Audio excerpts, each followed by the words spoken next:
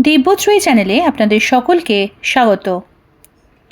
স্বামী পূর্ণাত্মানন্দজির লেখা চিরন্তনী সারদা থেকে পাঠ। জননীং শারদাং দেবীং রামকৃষ্ণং জগদ্গুরুং পাদপদ্মে তয়োস্তৃত্বা প্রণমামি মুহুর্মুহু। নিখিল মাতৃহৃদয় সাগর মন্থন সুধা মূরতি। কিছুকাল আগে পৃথিবীর অধ্যাত্ম ইতিহাসের দুটি মহা ঘটনাকালের বিচারে শতাব্দী অতিক্রম করেছে।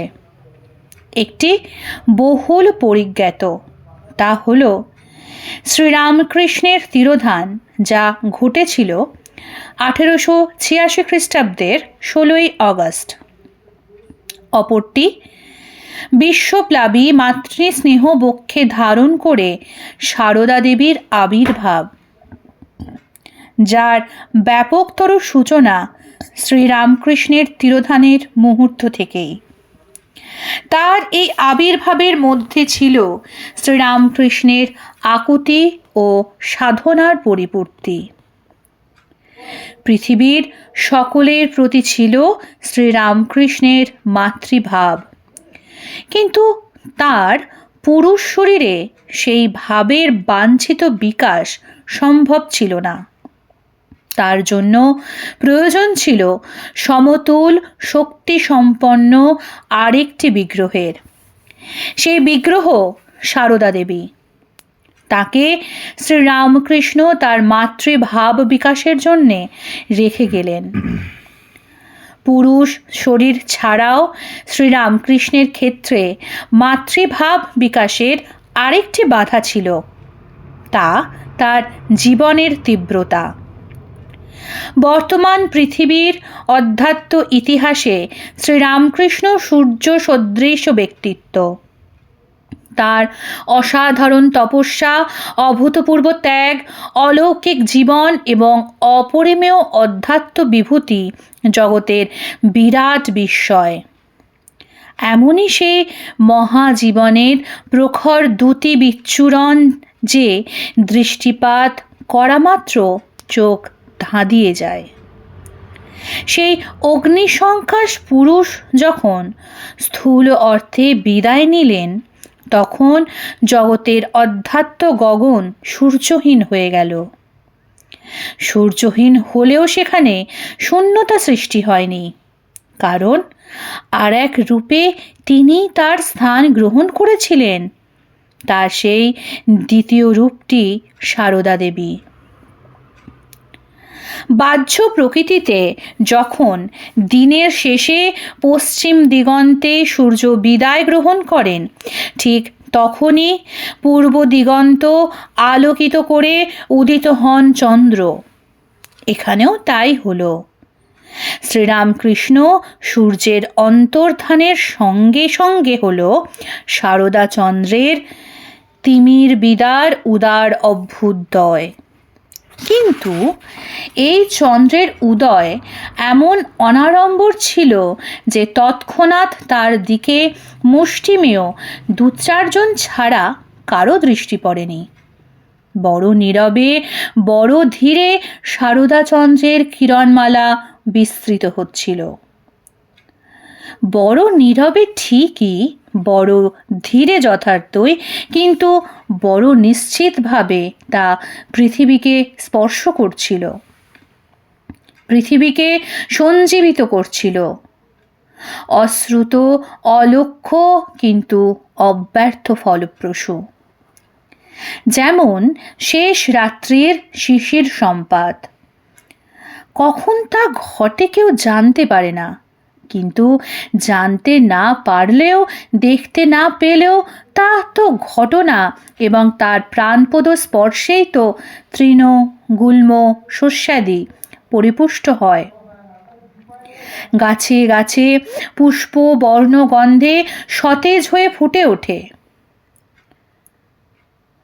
শিশু রামকৃষ্ণ সংঘকে কেমন করে সারদা দেবীর নেপথ্য মাতৃশক্তি লালন করেছে, রক্ষা করেছে, তার সংবাদ এখন অনেকেই অবগত আছেন রামকৃষ্ণ সংঘের সন্ন্যাসী, ব্রহ্মচারী এবং জাতি ধর্ম নির্বিশেষে অসংখ্য নরনারীর প্রতি তার সীমাহীন মমতা ও ভালোবাসার সংখ্যাতীত কাহিনী।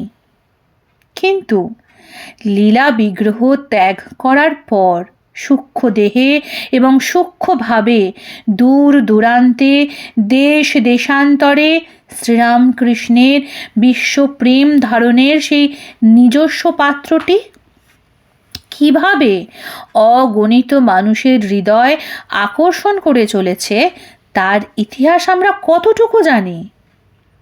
অথচ আজ শুধু পশ্চিমবঙ্গেই নয়, সমগ্র ভারতবর্ষে সারদা চন্দ্রের প্রভাব বিরাট বিস্তার লাভ করেছে। আবার ভারতবর্ষের সীমা ছাড়িয়ে Bangladesh, Japan, Germany, England, France, Switzerland, Poland, Canada, America, Africa, এমনকি সেদিনের লৌহ যবনিকার অপর পারে সোভিয়েত রাশিয়া, সর্বত্র অগণিত নরনারী সারদা চন্দ্রের স্নিগ্ধ কিরণে বিধৌত হচ্ছে। কিভাবে এটা হচ্ছে কেউ জানে না, কিন্তু হচ্ছে। এটা ঘটনা। বড়ই মর্মস্পর্শী সেই কিরণ বিস্তারের কাহিনী। কল্পকথা নয়, সত্য ইতিহাস। দু একটি দৃষ্টান্ত থেকে কিছুটা বোঝা যাবে কিভাবে সারদা দেবী তার অপ্রতিরোধ্য আকর্ষণ বিস্তার করে চলেছেন পৃথিবীর এক প্রান্ত থেকে অন্য প্রান্তে। কয়েক বছর আগের কথা, কলকাতার রামকৃষ্ণ মিশন ইনস্টিটিউট অফ কালচারের গ্রন্থ বিক্রয় বিভাগে একদিন বেলা 11টা নাগাদ একজন রিক্সাওয়ালা এসে একটি বই কিনতে চাইল। বইটির নাম সে বলতে পারল না, শুধু বলল, এইমাত্র একজন ভদ্র মহিলা আপনাদের এখান থেকেই একটা বই কিনে আমার রিকশায় উঠেছিলেন। তাকে তার গন্তব্যস্থলে পৌঁছে দিয়েই আমি এখানে এসেছি সেই বইখানা কিনতে। বইটির ওপরে একজন মহিলার শুধু মুখখানির বড় ছবি আছে। বইটির নাম কি আমি জানি না। লোকটিকে শতরূপে সারদা বইটি দেখিয়ে জিজ্ঞেস করা হলো সে এই বইটি খুঁজছে কিনা। বইটি দেখে তার মুখ উজ্জ্বল হয়ে উঠল। ব্যগ্রভাবে বললে, হ্যাঁ বাবু, হ্যাঁ, এই বইটি আমি কিনতে চাই। এটি ওই মহিলার হাতে আমি দেখেছিলাম। বিক্রয় বিভাগের কর্মচারী বললে, বইটির দাম 60 টাকা। তখন 1985 সাল, বইটির দাম ছিল 60 টাকা। রিক্সাওয়ালাটি জানালো তার কাছে মাত্র 10 টাকা আছে, যা সে সেদিন তখন পর্যন্ত উপার্জন করেছে। তার উপার্জনের সম্পূর্ণ অর্থ দিয়েও বইটি কিনতে পারবে না জানতে পেরে সে অত্যন্ত বিমর্ষ হয়ে পড়ল। বিষয়টি বিক্রয় বিভাগের ভারপ্রাপ্ত সন্ন্যাসীর দৃষ্টি আকর্ষণ করায় তিনি ওই রিক্সাওয়ালাকে জিজ্ঞাসা করলেন, আপনি এই বইটি নিয়ে কি করবেন? আপনি কি পড়তে পারেন? রিক্সাওয়ালা বলল, না বাবু, আমি লেখাপড়া জানি না, তবে বাড়িতে আমার ছেলে আছে, সে লেখাপড়া জানে। সে এবার ম্যাট্রিক পরীক্ষা দেবে, আমি তাকে বলবো সে আমাকে পড়ে শোনাবে। সন্ন্যাসী বললেন, কিন্তু আপনি কি জানেন বইটি কার সম্বন্ধে লেখা? ওপরের ছবিটিই বা কার? সে বলল, না বাবু, আমি কিছুই জানি না, শুধু যে ভদ্রমহিলাকে আমি রিক্সা করে নিয়ে যাচ্ছিলাম তার হাতে ওই বইটি আমি দেখলাম। বইয়ের ওপরের ছবিটি দেখার পর থেকে আমার মনটা কেমন আকুলি বিকুলি করছে। ওই ছবিটি দেখে আমার মনে হলো ওটি আমার মায়ের ছবি। আমার মাকে আমি খুব ছোটবেলায় হারিয়েছি।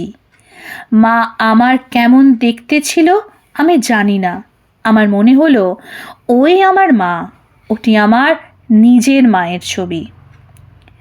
তাই ভদ্রমহিলাকে নামিয়ে দিয়েই আমি এখানে ছুটে এসেছি বইটি কিনব বলে। কিন্তু বইটির দাম 60 টাকা, আমার কাছে মাত্র আছে 10 টাকা।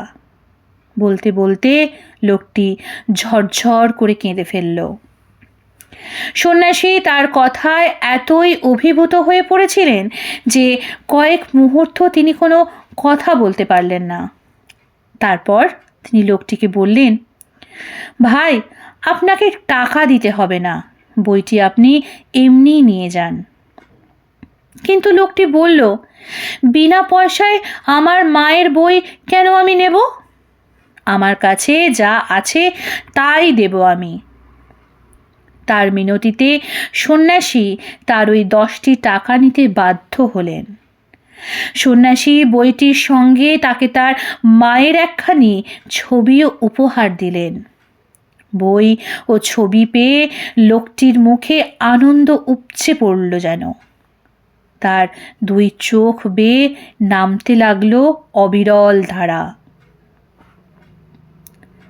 আজকের পর্ব এখানেই শেষ হলো। পরবর্তী পর্ব আসবে আগামীকাল।